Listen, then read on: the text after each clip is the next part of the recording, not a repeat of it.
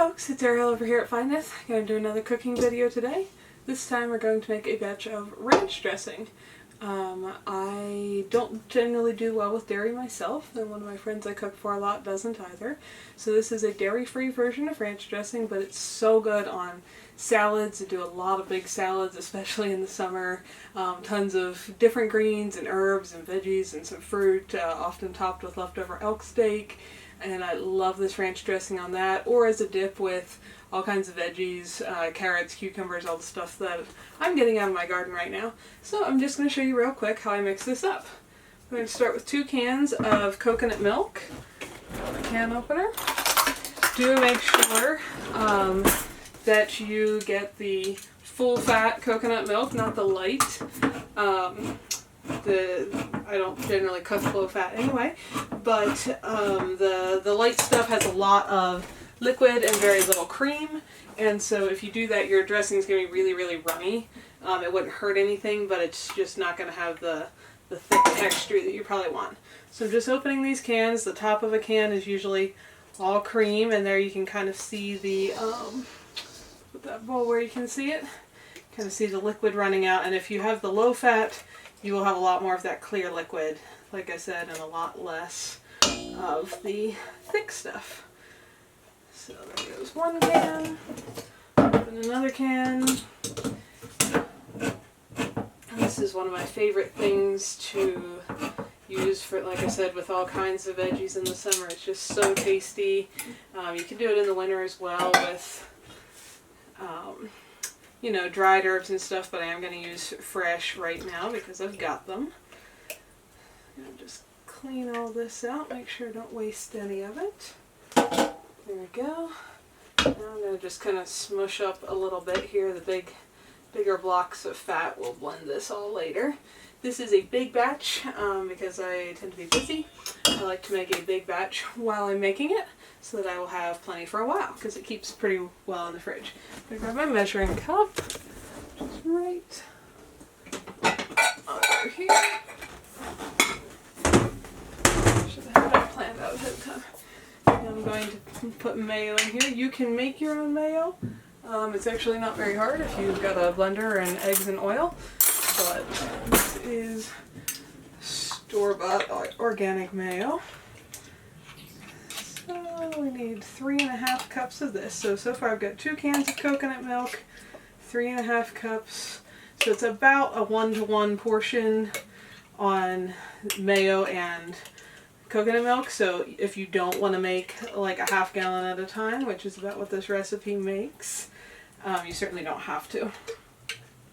Obviously you could do a smaller or larger portion. But approximately a 1-to-1 ratio. It's, you know, it's a dressing. It's not a particular easy to screw up kind of recipe like a meringue or something. That's not quite 3.5. I'm going to use almost this whole jar. Just going to get this close. Okay,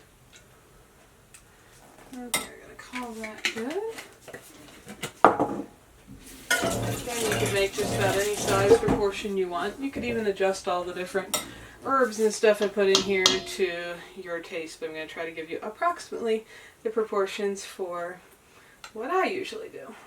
I don't tend to write down recipes. Actually, I did try to write one down for this for a friend who had asked me for it a while ago. So I happen to have a kind of written version of what I do for this one. So I'll put that down in the video description link.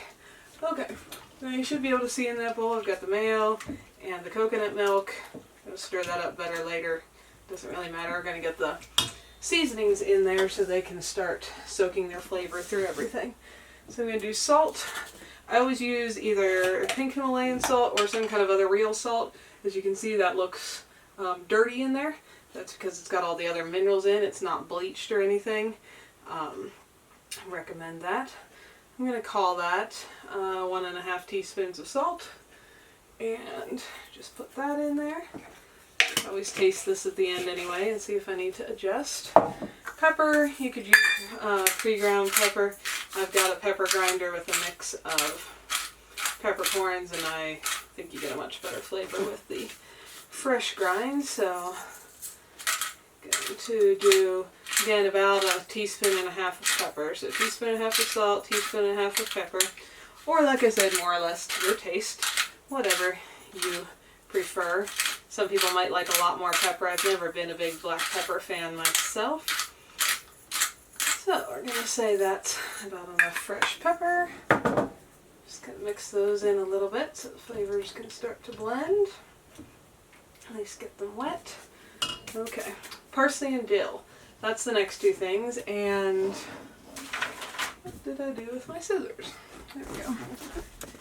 Okay, as I said, you could certainly use dried herbs. I have all these things growing fresh at this time of year, so I'm just going to use the fresh ones out of my garden. I've often found you could chop these herbs up any way you like. I've often found that a scissors and just snipping them up is often the handiest way to go with fresh leaves.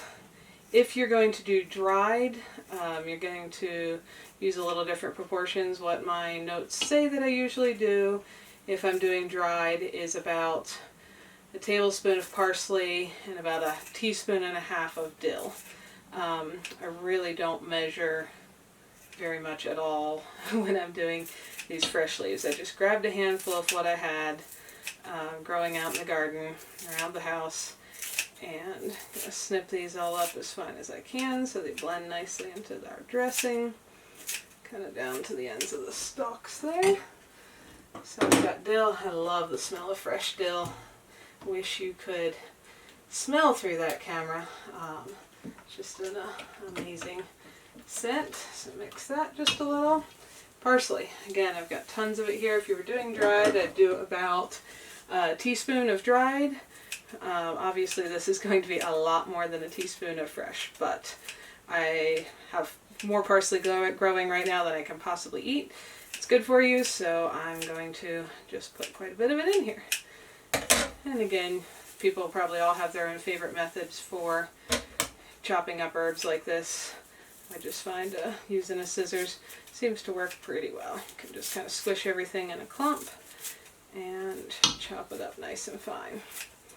You could do other herbs, of course, and make some kind of slightly different flavor dressing.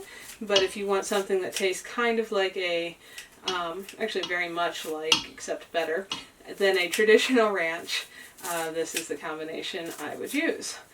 And this recipe, as I said, though it's certainly not low fat or anything, is very much dairy and gluten free, if those things are necessary for your diet. Okay, we've got lots of, okay, mix those in there. Gonna make it thick and chunky. Great for drizzling on top of a salad. Okie doke, that's the fresh stuff. Now, I do usually use powdered onion and garlic powder. You could do fresh, but it's a little bit hard to, unless you put it in a blender, to get it fine enough to give it a good salad dressing texture. It starts getting really chunky. Onion powder, I'm going to do about 2 tablespoons. I'm going to say that's 1. That's 2. There we go. And the same for garlic powder. They just, you know, blend a really intense flavor in there a lot quicker than putting in a huge amount of the fresh stuff, though that would certainly work, and I have done it. Also, powdered mustard. Going to do about a teaspoon of that. This is a new little bottle, obviously. I haven't got the seal off of it.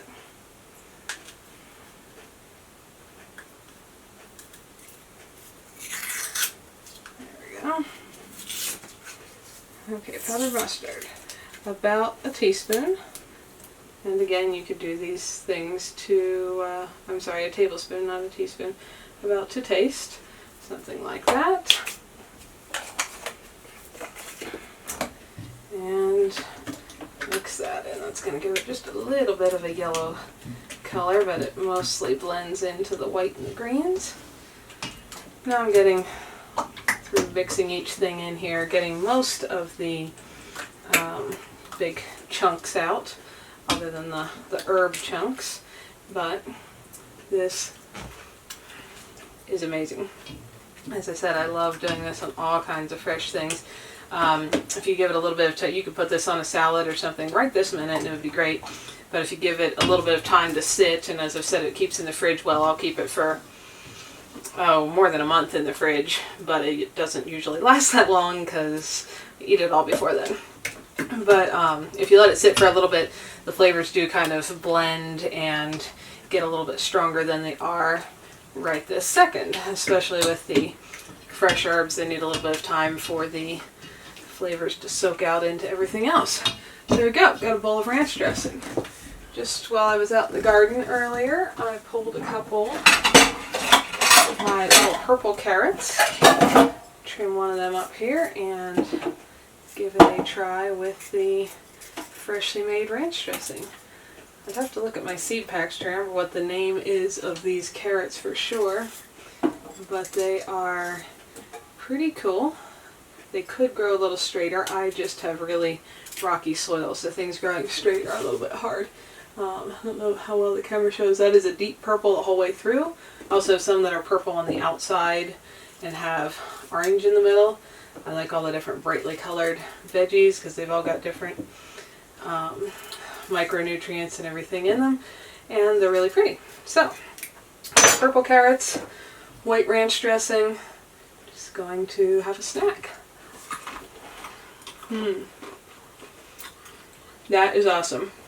If you like ranch dressing at all, now I see my hands are stained purple, I highly recommend that you give this a try. You don't have to have your fresh herbs and stuff. You can use dried, so if you don't garden, don't worry, you can do it anyway. If you do garden, this is a phenomenal thing to put on top of all kinds of salads, lettuces, fresh veggies, all that kind of thing. Give it a try and let me know what you guys think. Thanks for watching and finding out what all you can cook when you live in a tiny house. Have a wonderful day, guys.